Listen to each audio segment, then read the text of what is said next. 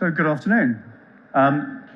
This panel is going to focus on the relationship between sports and entertainment more broadly and subscriptions, and also in particular subscription bundling, and we'll talk a bit more about that as we get into the panel. Before I introduce our panelists, let's do a little bit of scene setting. Let's give a bit of context to this conversation. I'm going to start off by saying that subscriptions is big business.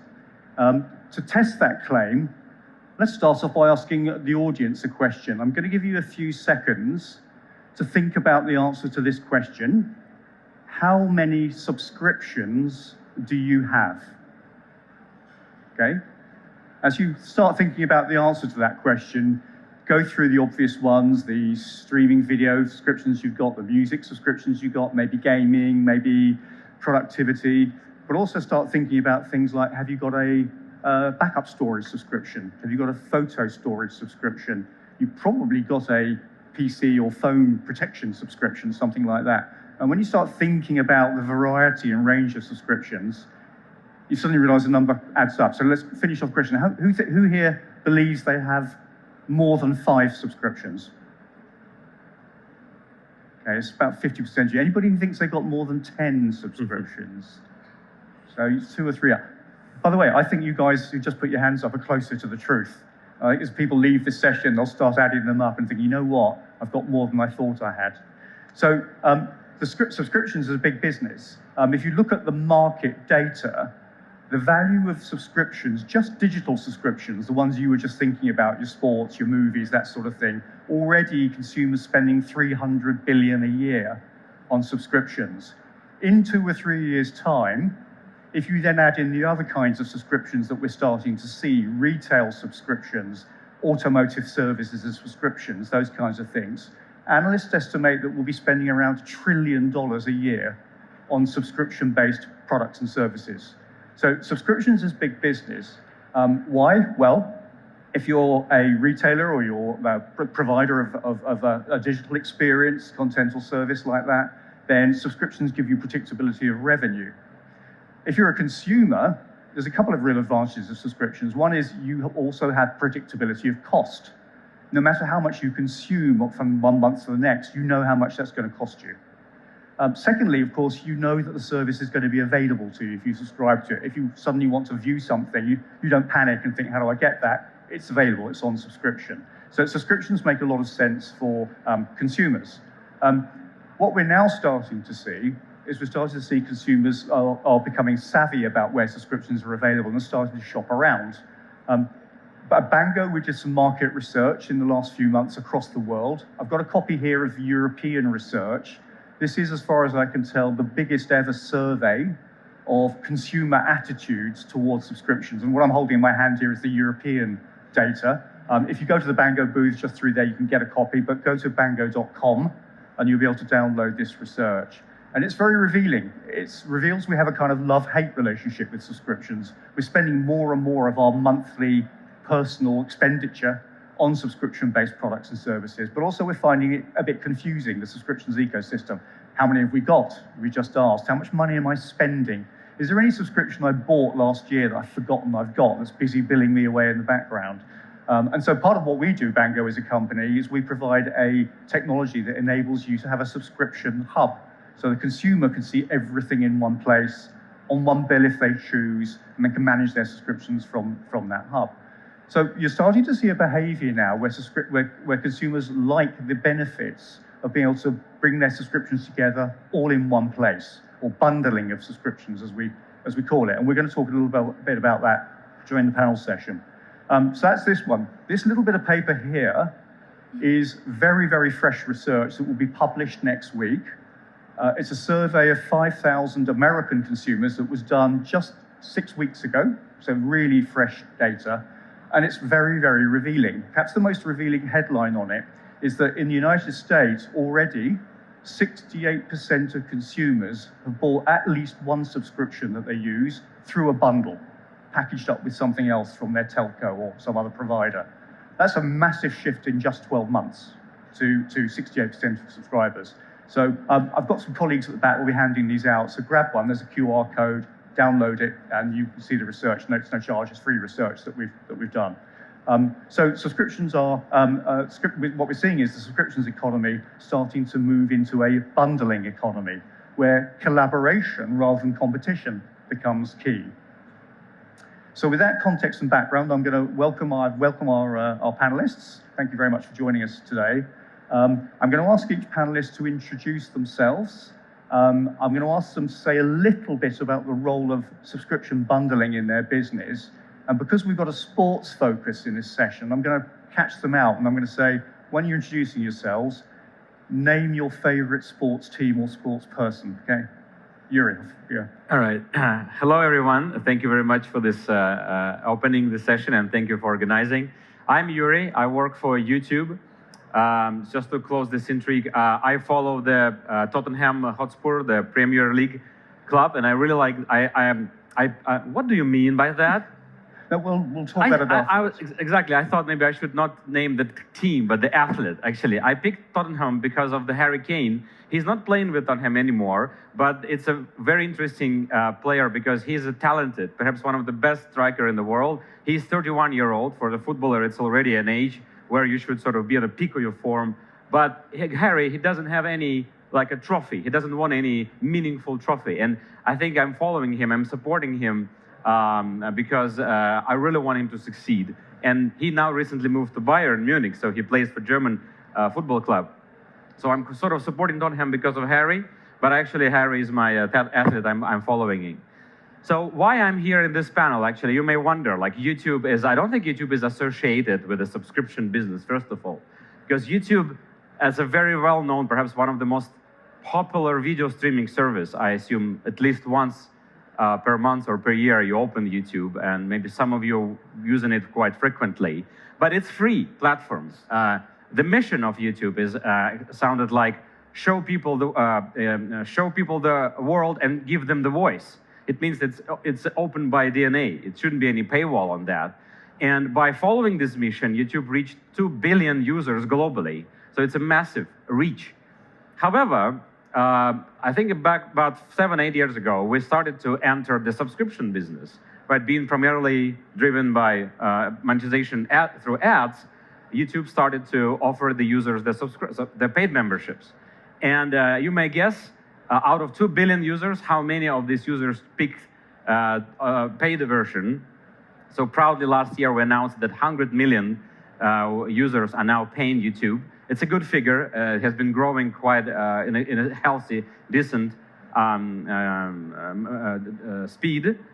So my job at YouTube is actually help this business to grow.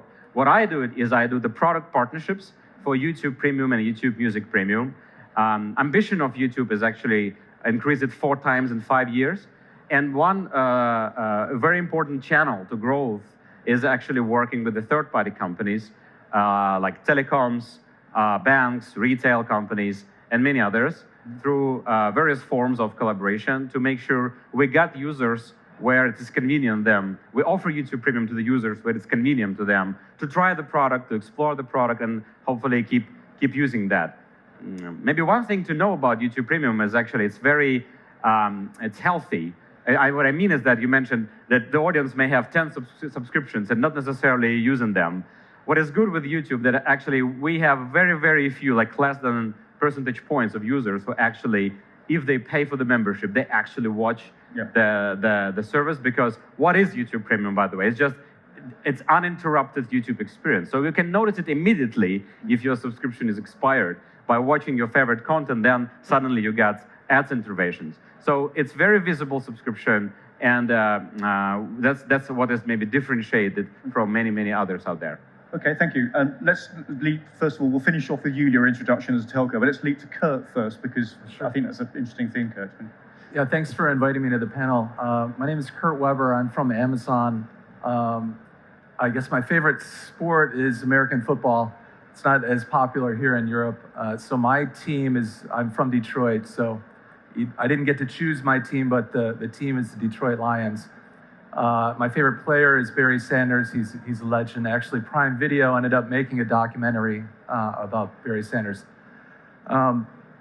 to go a little bit back to the subscription ecosystem, so I co-founded Amazon Fuse about 8 years ago inside of Amazon, as we identified this opportunity to really look at our existing consumer subscriptions like Amazon Prime, Prime Video, and Music, and really look at partnerships around the world and how do we expand our reach as well as leverage the payments capabilities of those partners like telcos to help create a win-win-win solution. So the telco wins.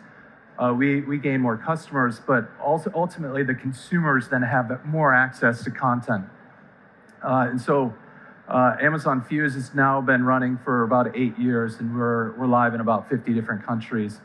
And it's been a great ride to see the evolution of subscriptions, and in particular our recent investments on the Prime Video side in sports. And so happy to talk about that as well. Cool. Now, I know Yuliya was dreading the question about favorite sports person or favorite sports team, but Yuliya, you've got to step up. Yeah, hi, I'm Yuliya, and I'm here on behalf of the Telekom Austria group, where the Telekom holding operates in 7 countries in Europe with total base of 30 million customers across fixed, mobile, and TV customers.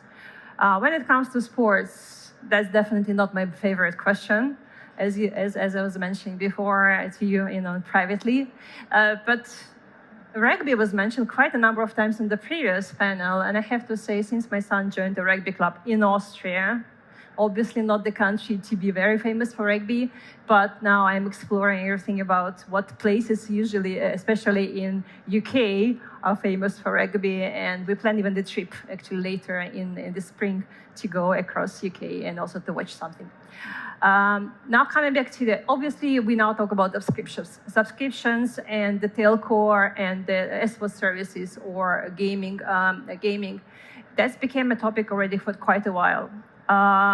We know also from research that we identified that in the future 3, 4, 5 years, the almost 30-40% of growth for their applications, SVOD applications, gaming applications, will come through the partnerships. And partnerships, as Yuri mentioned, is not only telcos, it's pretty much financial services, retails. For us as a telco, we build our business for years on our core services. It's infrastructure, it's voice, data, it's fixed, it's devices. But in the end of the day, if we look today on the consumption, what is happening on our network, it's the majority of traffic comes actually from video streams, coming from the apps customers consuming.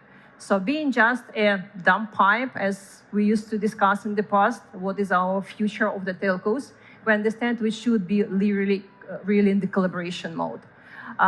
For us as Telekom Austria Group, we're a set of quite not a big companies, not from the big territories in Europe, and like in the biggest one, who already have a number of partnerships in their portfolio with Netflix, Prime, with YouTube, and you name it, quite a number of big players.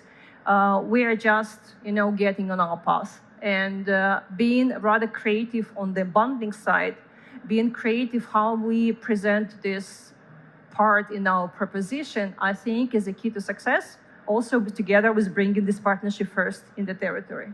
Okay. Thank you. Thank you, introducers. Right, let's focus down from general subscription marketplace, general entertainment services to sport, which is why we're here. In the research we've done at Bango, we've noticed some interesting things about the behavior of sports subscribers in particular. So American subscribers, I was talking about earlier on average, will spend $77 a month on subscriptions. American subscribers that are sports fans spend $127 a month on subscriptions on average. So there's something very particular about the behavior of people that are sports fans. Those sports fans will on average have 7 subscriptions that they declare, compared to across the piece, across the cohort, 5 subscriptions. So again, they're generally speaking bigger consumers of subscription-based services. We did a quick sample, Kurt, at the start of this year before the Super Bowl, and 35% of American customers said they would buy an extra subscription service just to watch the Super Bowl. So sports has that kind of power, it seems. Kurt, let's talk a little bit about Amazon and sport. I know that you've done some services, really interesting streaming of soccer I'm going to call it soccer to make you feel more, in Europe, and of course American football in the United States. How's that going for Amazon? Where does it fit into your model? Yeah, we really started to invest in the sports category in the last 3 to 4 years, and we kicked it off with Thursday night football in the U.S. and then quickly followed here in Europe with some Premier League games and Champions League games. And what we saw in the behavior of those consumers is that they churned less, and this was particularly important for our telco partners, and because we can actually now influence the duration of those consumers for the telcos. And what we found, and we heard it from the last panel as well, is that the sports fans are extremely loyal, and that there's a monetization opportunity there. And so as we started to invest in the different sports, we've grown more and more convinced that sports has to be part of our portfolio in each of the different countries that Prime Video operates. So for example, last weekend there was a boxing event, a live boxing event in Japan. We recently announced a partnership with the NBA, and that's a global partnership over 11 years. And so it's really speaking to how much we're convinced that sports is not only important, but it's really critical to making sure that people feel value in the subscription that they're paying for. Okay. And while we're on the subject of football, Sunday Ticket, you're on YouTube. Yeah, I'm happy to comment about this, but just before I jump into specific topic of the Sunday Ticket, just want to educate the audience about like sports on YouTube, because YouTube is a massive, but what does sports mean for the platform? It means a lot. I don't think I can say that we have been investing for like many years. We have just started with the Sunday Ticket, but before, when YouTube originated, it was open to any professional sports club or league to start the channel. If you think about it, like for example, Barcelona Football Club, they have 20 million subscribers for their YouTube channel, and any person on the world can watch the game highlights, the interviews with the players, the backstages, the trainings. So pretty much if you think about any sports, any professional sports, you will find them on the YouTube. And YouTube is trying to build a product also to accommodate the requests from sports and entertainment industry. Just one of my favorite is if you go, for example, watch the highlights of the Barcelona Football Club on their YouTube channel, you will be able to watch the video stream, but also select the different language of the commentator. So they have, for example, Barcelona Football Club, they have English and Spanish, but like Formula One, if you watch the highlights of the Australian Grand Prix, you can also watch, you can listen like in French, in Dutch, in German. So it's a great feature we have been developing for the sports industry. But it has less about subscriptions. If you segue to the subscription topic, 2 years ago approximately, so like later than you, but we also like brought our attention to the sports in the US, and we partnered with NFL to promote and distribute their Sunday Ticket. So Sunday Ticket is a subscription to watch the various set of the professional football league games in the US. It is part of our YouTube TV product. So YouTube TV is only available in States. It's actually quite more expensive than YouTube Premium. So YouTube Premium subscription, I think it goes for $13.99 US, and YouTube TV is like almost like 75. So it's to your message that sports fans, they pay more. So in the US we have 8 million subscribers for YouTube TV. So it's a very decent figure. And Sunday Ticket has been a very, very strong accelerator of the growth. So YouTube is very happy with the partnership. It's been launched 2 years ago, and now it's been live. And we're also developing a lot of product features. For example, one of my favorite is actually you can watch 4 games simultaneously on the one screen, and the users can select what games they want to watch. There are live polls, so they can actually vote. And there are a few more interesting features to that. So it's a critical segment. We are slowly moving to this direction, investing with the content rights, but also balancing with our core business model, where actually we need to keep the platform open for all kinds of sports globally. Well, I'm hoping we can actually have time to move on to some of the technological innovations you've just described in streaming sports, and Amazon's done some really interesting stuff on streaming soccer. But Yuliya, telcos are involved in sports in a very broad sense, from sponsorship through to delivery of products and services. Could you tell us about that? That's true, but I think when it comes to branding, right, and the sports, which is very popular in a lot of generations, you usually pick up one or two, which is popular in your country for the sponsoring. But when it comes to the partnering and being able to bring the sport to your customers, we do two different models. The one is, I would say, rather traditional, when you fight for the rights and you get the rights for the country, and then you create the content out of that. So we are very successful in Bulgaria. We have, I think, 4 sport channels. We have own production. But I think what is important in sport, where you have very extremely high cost on the rights and limited territory to operate, it's not to be greedy. Let's put it this way, and rather, instead of exclusivity, opening up for the whole market. So with that, everybody benefits. And with that, you kind of also lower a bit their expectations for the next bits which will come in the future. So in Bulgaria, we literally wholesale the TV channels which we create out of the sport rights to the whole region, and I think it's a big success for that. But on the contrary, we have a very different model in Austria. In Austria, we have a joint venture with Canal Plus, basically for the main video and movies and series. But lately, in the end of the 2024, we also got the rights for the Champions League, and then actually, accelerate your product. So currently, we have literally 2 packages. You could have just the SWOT services and the movies and series, or you could have a combined package. So the moment we introduce this combined package, literally 80%, roughly 80% of all gross ads goes from this combined package. It gives you higher revenue because you immediately brings the RPU up with that. But not only that, in the joint venture, and it's also about the scale, where I think it makes sense. So in the joint venture, Canal Plus actually goes direct to consumer or does the new additional B2B deals. A1 is responsible to accelerating the service across our customer base. So what we do on top, just having the good packages and offering them inside of our proposition, we managed to have very one-click start to watch this Canal Plus inside of our TV screen.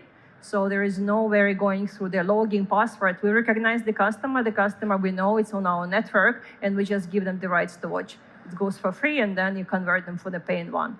And during the period when there is a games, we also have a right to open up free to watch for everybody for 1 week. Usually it's the week when Austria plays. And with that, you actually get the massive audience coming to you, and then you just offer them to convert to the paying customers. Interesting. So I think that's a really interesting point about how you as a telco use subscriptions and use sports services. Let's continue on that theme. We're at Mobile World Congress. This is a telco-focused event, so let's continue on that theme. And Yuri and Kurt, can you talk a bit about how your telco partnerships help you with your services, distribution, customer acquisition, those sorts of things? Sure. In terms of our partnerships, what we've really noticed is a shift towards the consumers in those countries, especially outside the US for Amazon, where we can really, the telco can help us engage with the consumer and really help to promote a joint branded experience and be able to, at the same time, reach those consumers in a more convenient way. So the consumer can actually subscribe through their telco for a variety of services, obviously, and by adding Prime as one of those services, it certainly helps us to reach more consumers at the convenience of that consumer. I can't speak enough about how important our telco partners have become to our business. We started off as a little scrappy team. No one even knew we were out there selling Prime inside the company, and now the dynamic has shifted pretty dramatically to the point where we're really trying to make sure that Amazon is well represented around the world. Thank you. Yuri. Yeah, well, for us, as I mentioned, building this subscription business, the partnership channel is also very important for various reasons. First of all, it's about the opportunity to have a conversation with the user through various touch points and channels. Like, we are a digital company, and we are very lucky to have a lot of free users, as I said. So we're talking to them, but we're talking to these users through our app, through our service. Like, we don't have a retail, for example, footprint. So when we partner with the telcos, we very often are very serious about to discuss and make sure the partnership have a lot of marketing component in it, so the users can be communicated the opportunities, the features of the product. Because first reaction when you talk to the average YouTube user, like, why should I pay for something which I get for free? So by explaining that, sharing various use cases in a conversation which can be like a spread in time, that's what we're expecting for. But also the activation flow. When there's bundles, when we do the bundles with the tariffs, it's just a very seamless user experience. User can just activate the service with a few touches on the screen of the mobile app, and they can start using the service. So this is what we appreciate the telco, specifically telco vertical, for, is opportunity to communicate various features of the product, but also to ease the user experience for like activation and managing the subscription. Great. One of the things we do at Bango is we provide the technology that a lot of telcos use to do these bundles. So I recall when Kurt started the Fuse business at Amazon, but it's scaled really impressively, Kurt, hasn't it, in that time? Yes, it's been a great journey. Yeah. And many thanks to Bango. That's cool. Now, we've got 3 minutes left, so I'm going to ask the audience, are there any questions? Anybody want to ask us anything? So yes, first one over here, if we have a mic.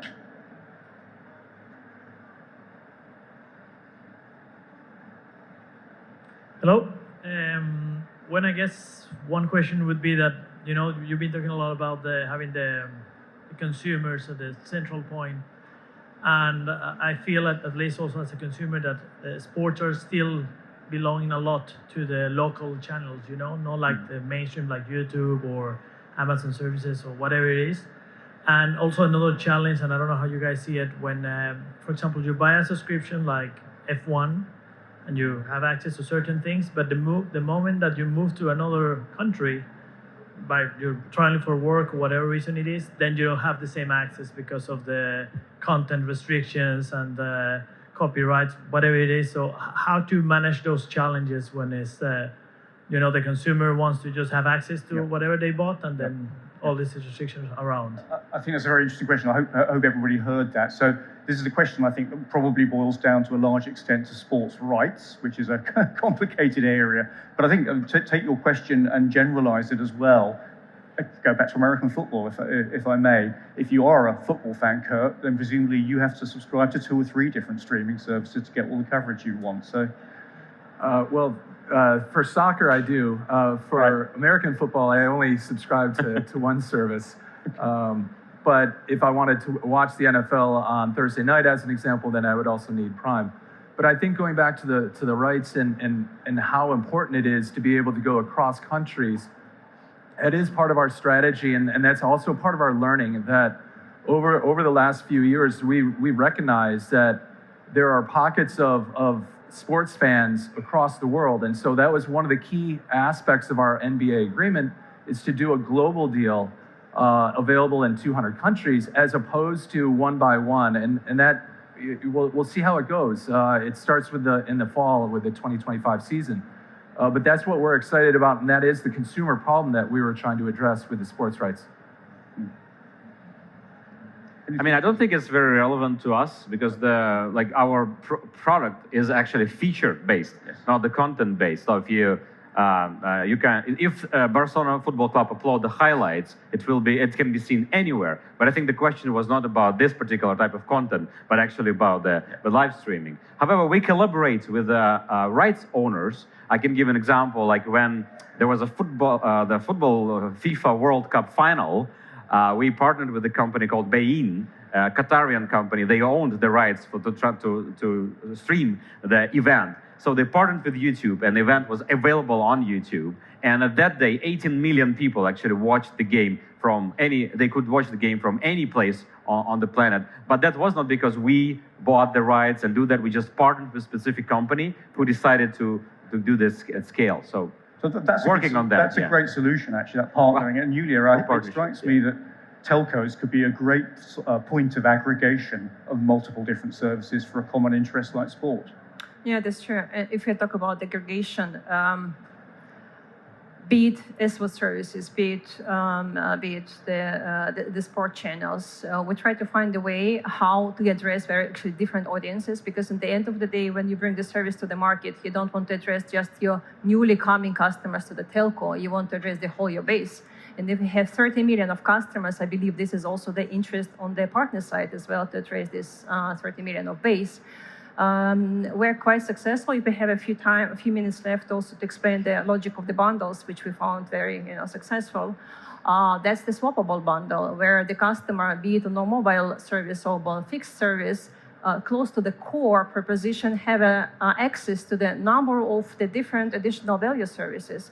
And if you're on the small package of the mobile, you have one free seat for any service you can highlight for you and use it for 1 month. If you have the higher bundle, then you have like 3-4 empty seats, and you can assign, Prime, you can assign YouTube Premium, you can assign Netflix, and then basically you immediately get an access to the services you might like. But again, once you're on the 30 million base, you could have very segmented approach for the family with kids, for the your grannies, for the young experts, and with that, that's how the partnership might fly further. Cool. We're over our allotted time, but yes, one last question. Just one question. I think on the previous panel we explored the power of telcos when it comes down to the digital transformation of the sporting properties. Now, having spoken to lots of clubs across Europe, I know that the premium subscription piece could be huge revenue generator. And that could go just beyond the traditional broadcasting, could go behind the scenes, could go pre-match, post-match.